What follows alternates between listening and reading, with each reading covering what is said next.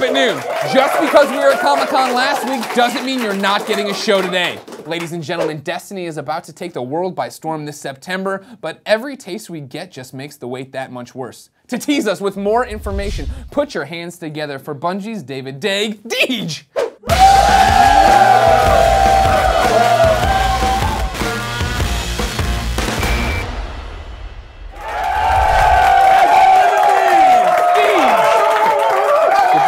Good to be here. Yeah, it's a loud room. How's it going? They like you a lot. They like our game That is a lot. not for me. I am here every week. That is not what that sounds like. There you go. See, they even know the company name. Very good. Well, you know, it's kind of hard to miss. I'm wearing my uniform today. Deej. Yes, sir. The clock's ticking. It is. It's almost up. September is almost here. I'd speed it up if I could. Would you really? Yes. You're gonna miss this though. This is like the final month of pregnancy. You have all these memories about it. I'm ready for the little guy to start running around the room. For everybody for you and everybody at Bungie right now, what is it like to be at this point finally? It feels like this has been a long time coming. Yeah, it is. It's surreal. It's really exciting. I've still kind of a newcomer to Bungie. I've been with Bungie since 2011. And I got there, and for months, even almost a year, we weren't even saying Destiny. Right. So now here we are. People have played in the alpha. People have played in the beta. We've learned a ton of things about the game so that we can get ready for the final launch. People are talking about the game. People other than us are talking about the game and telling their stories from the wild frontier, talking about their Guardian, you know, posting up pictures of their Guardian. You know, I'm going to miss you. It's going to be until September, and you know. This is what I've been waiting for. This is what so many people at Bungie have been waiting for. We make this game so that people can play it, not so that we can hold it close to our chest and say, we'll tell you about it more soon. we can't wait for you to see more. It's like, just clear the table of that. Put a controller in people's hands and let them take up residence in this new world that we built for them to explore.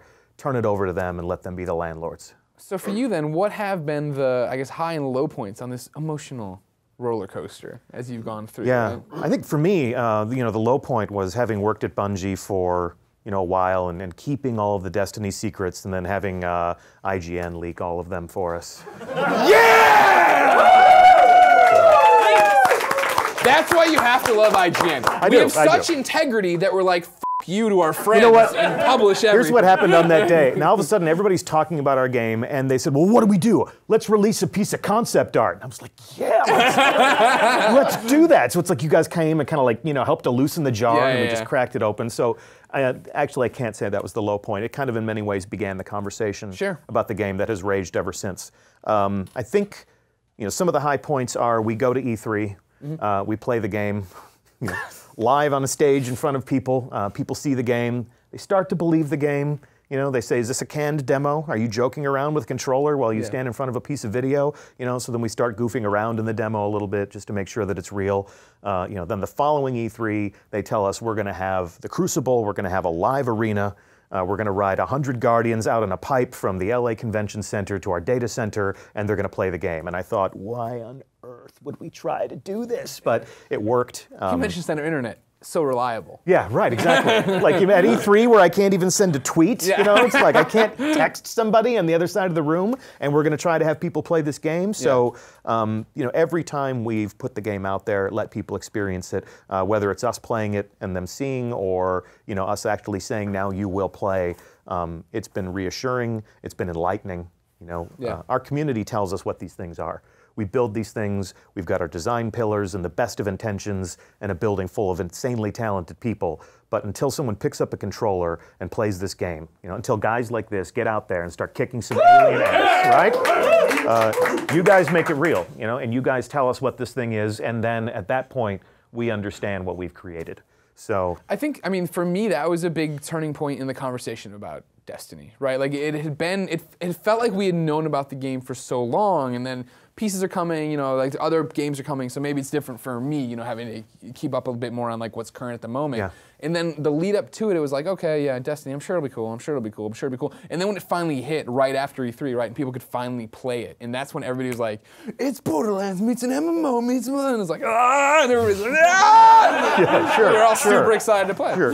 Yeah, and I've been like, you know, managing our social networks and talking to our fans on forums and writing the Bungie Weekly Update, and people kept saying, you're not giving us information about this game, you're not giving us enough, we don't get it yet. And what we realized finally is, in order to get this, you're going to have to play it. Yeah. And my favorite part is we let people play the game, and people who are up online, and they're one of the chosen few who got into one of the first actual playable public builds, and they're up on Twitch or they're up on YouTube, and they're interacting with people who know they have played. Yeah. They're asking them questions about their experience, and I'm like, yeah, your turn. Go ahead and dance. They're like, what does Destiny feel like? And they're like, it feels like Destiny. And it's like, now you know how it feels. We just need to keep adding to that pool of people who know what Destiny is. And then the more they say, I played it, it's fun, it's real, I want people to come and play it with me, then it starts to be a real thing. So when you're talking to people about it, about Destiny, what are the points you're talking about that are like get you excited for this game and make it different than just a regular first-person shooter? Yeah, well, I think anytime anybody is talking about these things, they're going to tell a different version of that story. What makes me personally excited about Destiny is that it's a great game to play with your friends. I have a lot of friends that I can play games with. I'll be playing Destiny with friends that I'm making in the community, but also friends that I've been playing Bungie games with for over a decade. Yeah. So I can bring this whole, internet tribe into this game with me. We can kind of like, migrate together into this new world. We can settle down and have a great time. Other people will say that they want to play Destiny because it's going to tell them, a great story full of mystery and magic. Sure, sure. Other people are going to say, I need a new competitive arena where I can get in there and thump my chest and, beat the out of some other people that I'll never meet again on the internet. Other people will say, I just like a big, beautiful, expansive place where I can explore, I can choose my own adventure, I can go out in search of aliens that I want to fight, I can search out noobs who need to be rescued, and while their back is up against the wall, I can start flying through the air and just Nova bomb everything that's threatening them. Yeah. Cast them a little salute, jump on my personal vehicle and rocket off while that guy's just left sitting there like, it's like, there's so many. That sounds awesome. I hope there's vigilantes in Destiny. Yeah, They're just out patrolling, ready to help out. Yeah, absolutely. I mean, that's one of the things about it is, the community can surprise each other in this game. Yeah. They can arrive, through all this invisible matchmaking that we've concocted behind the scenes, all this stuff that you'll never detect but's working below the hood, and we're going to bring players together so that they can be each other's favorite character in this world. Mm-hmm. I like that. I also like the powers of it. When we were playing at RTX, we were having a good time, and we were running around. That was the first time I got to see the wealth of. I chose my character in the original alpha beta, whatever, and I was locked in. That's what I was doing. Yeah. But to have the ground pound, to have the Nova, to have all these different explosive abilities that you're building up, I thought that was a really cool add-on to what is this first-person shooter. Yeah, and we've had a lot of great history with making shooters, making competitive games, but this new sandbox has a lot of explosive elements. The story has new elements, like magic and myth. Guardians wield light as a weapon. These heavenly, forces of creation that come from the Traveler. Sure. And you draw those into you and you channel them through your revolver bathed in flame, or you pound the ground and it erupts through your fists, or you just conjure a ball of perfect light into your hands, and you throw it at whatever's threatening you. And we have had to really go back to the drawing board and figure out how does that affect our sandbox. Right. You've got a hunter, you got a titan, and a warlock, and they should all be badass. People should be confused about which one they want to play as. If our community starts saying, dude, if you're going to play competitive, the hunter is the only logical choice, we'll go back to the drawing board and we will fix that. Oh, we'll take this game offline. We'll turn this car around right now. I will nerf you back to the Stone Age. You guys are pretty hardcore. Yeah, but we played a lot of this game at Bungie. We don't have lunch as much as we go up and just butt heads with each other up in the PvP labs. We want to make sure that there's diversity of strength across the entire experience, so that there's no one logical weapon you should use, so that there isn't any class that is obviously to everyone better than another. Everyone should have a chance to be powerful in this game, and they should be able to decide how they want to be powerful. So if somebody has a very specific fighting style that they like in games, they like to be stealthy, they like to be, up front and solve problems with their fists, they like to, be a sniper, they like to be, a heavy gunner, they like to be a support role type of player. They're all going to find a place, they're all going to find purchase in this crazy new place that we've built for them to explore and fight and, Okay. you were like, I ran out of fan fight, and my time is up. This is all I was paid to come talk about. Then my sleeping pill kicked in. Somebody get him on his plane. Dramamines hit him. So then, I guess the question is, right now, about to launch this game. Yeah.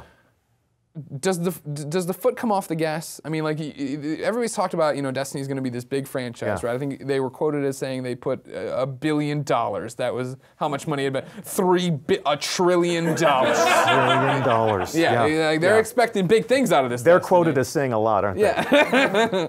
Inside sources say. Yeah. Well, I don't really have my finger on the pulse of financial industry gossip, but I can tell you that we make no small plans. Bungie's working with Activision on this. Neither of those two companies make small plans. So if we do our jobs right, if we create a great game and leave people wanting more, if they want to explore deeper into that world, into new areas, if they want to be told new stories in that space, we intend to be around for a long time to keep telling the story of Destiny. And once all is said and done and we've made all the Destiny games that we have in our heads, maybe we'll look back across that timeline and that number everyone's been throwing around will be close to what was prophesized. Outside of all of that, like I said, we want to settle down in this world, and we've got a lot of stories that we want to tell in there. So we release this game, we support this game, we sustain this game so that it's something that you want to play day after day. It's something that feels different to you, new and unique and dynamic every time you come back to that landscape, and then we start spinning out the next stories. So when somebody says, I think I've played everything in the game, and we'll say, no, you haven't. No, I have. I've played everything in the game. You absolutely have not. But I want more. It's like, if you want more, you can have more. Yeah. But there's no way you've played everything in that game. Have you beat the end game content on the most difficult settings? Have you found every loot chest? Have you played the Strike as every class of Guardian? Have you rescued every poor defenseless noob that just landed in the landing zone and needs a hero to come, bounding over the, vistas to save their ass? There's always going to be something new to do in this game. But we'll keep kicking the experience in the head, making sure that it's got new things to do, and we'll make sure that the world of Destiny can surprise you again and again over a very long story arc. Assuming people like the game. I think they will, from what I've heard so far. And the one guy who just cheered over there. Thanks. I get one whoop. That's nice. This is the day of the one whoop, right? Release the game, you get multiple whoops. Okay. But for right now, we can't get out. I told you, if I could speed up that clock, I would. All right. Well, Deej, when's it come out? When does the clock run out? September 9th. I can't wait. Everybody, get ready for Destiny. Deej, thank you so much. Thank you. Thanks to Deej, Brian Elcano, Nick Scarpino, and you, my audience! If you want to be in that audience, go.ign.com/up at noon for details. I don't even know what that was. As always, we'll be responding to comments the first hour of this video is live, so come tell me your favorite Destiny moment. Mine was yelling shotgun at Destiny players at RTX. I guess you had to be there for that, sorry. We'll be back next Monday at noon, but until then, I'm going back to bed.